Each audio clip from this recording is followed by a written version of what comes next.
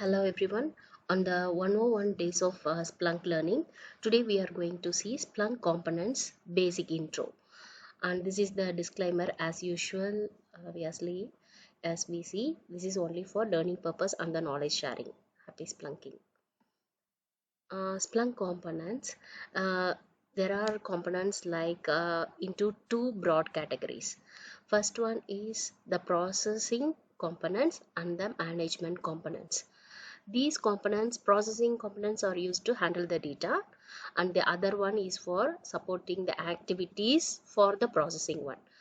The types of processing components are like you see here: forwarders, indexers, and search heads.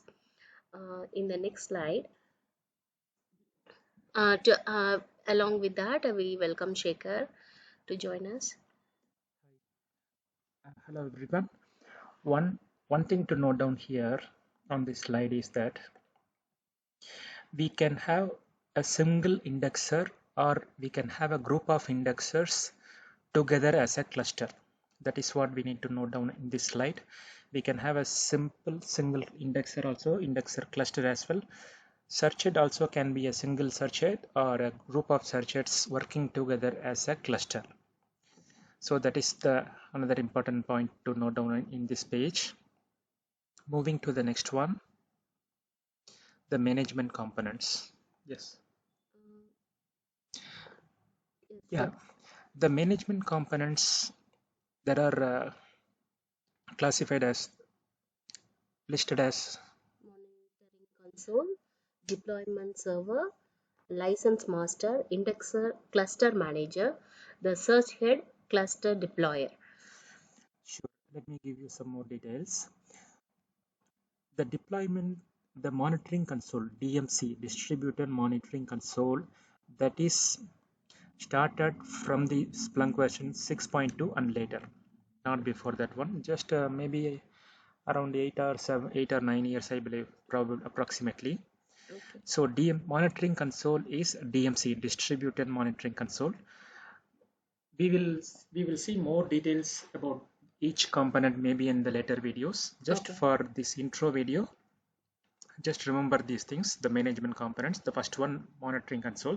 Can you say in simple word the uses of all the components, not in a detailed manner, but in a Sure, exactly.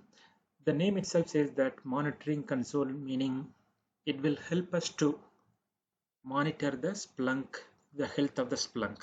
okay. DMC meaning distributed monitoring console. When the environment, if the Splunk environment is very huge, you must need a monitoring distributed DMC monitoring console that will help to resolve big issues like Splunk health issues, Okay. search queries management, user management, many things. Okay. The second one, deployment server. DS, deployment server, is another important component which distributes configuration updates and apps to some processing components, primarily forwarders. So the deployment server is mainly to manage the universal forwarders. So you guys can remember that one here. I will update the document right away. Primarily universal forwarders. Sometimes we can do heavy forwarder and indexer as well. That is what the deployment server is. License master, the name itself simply says it got only one task: managing the license. And then on the previous page, do you remember the two cluster names, please? Cluster. On the previous slide, we remember I discussed you two clusters.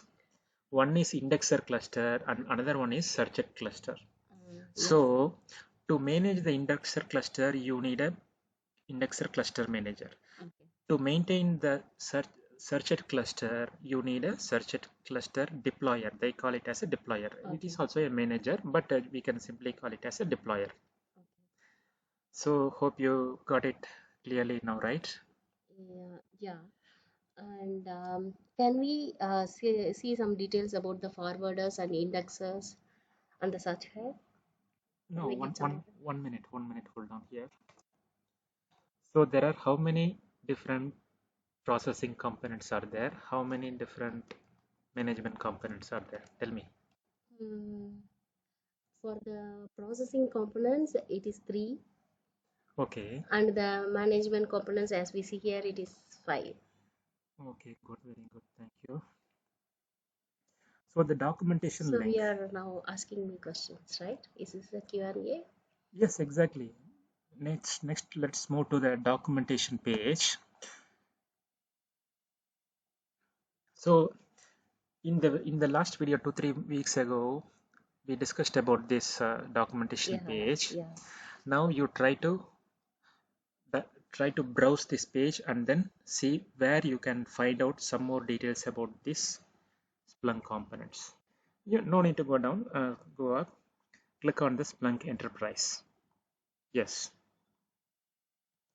when you click on the Splunk Enterprise, there will be many tabs. Yes, yes.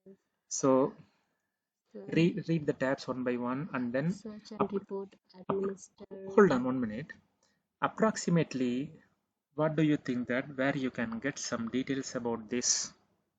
either in the administer or deploy. Okay, let's see deploy. Deploy. Develop is actually for the programmers. Add data is adding data to the deploy, adding data to the Splunk. Actually, what you said was right. Deploy. Inside the deploy, you have to go to the capacity planning manual, or actually speaking, inherit a Splunk. Okay. Inherit a Splunk meaning start here if you are a new admin owner of an established Splunk software deployment. Mm. They named it very nicely. So you are inheriting one Splunk and Splunk project. That is what the inherit this one. I have already included this one in our page. You can see that Splunk documentation 912 is the latest version, inherited deployment slash deployment topology. Okay. This is the link for that. So hope this one is nice to you. Nice. Do you have any questions on the Yes, components? can we get back to the processing components? Can you say in few the basics of forwarders, indexer, and the search head? Sure. 1 minute. The forwarders can have UF and Universal forwarder HF. and Yeah, sure.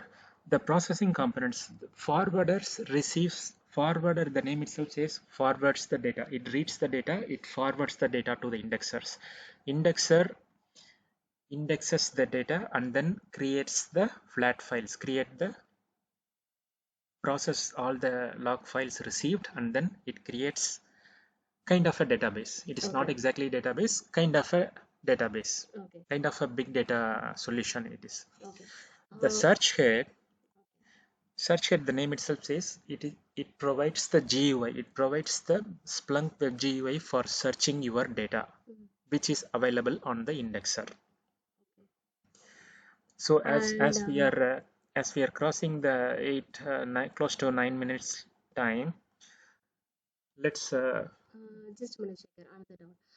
For Splunk, which database is used for the Splunk? no, actually we discussed on the previous video that Hmm. Splunk does not uses any database at all at the back end. Okay, Splunk uses its proprietary big data concepts, some map reduce algorithms or something that is owned by Splunk. okay, So nobody knows which database, or there is no database at all. That is what the idea is. It uses some big data concepts, big data map reduce algorithms in the backend. That is what you have to remember. okay.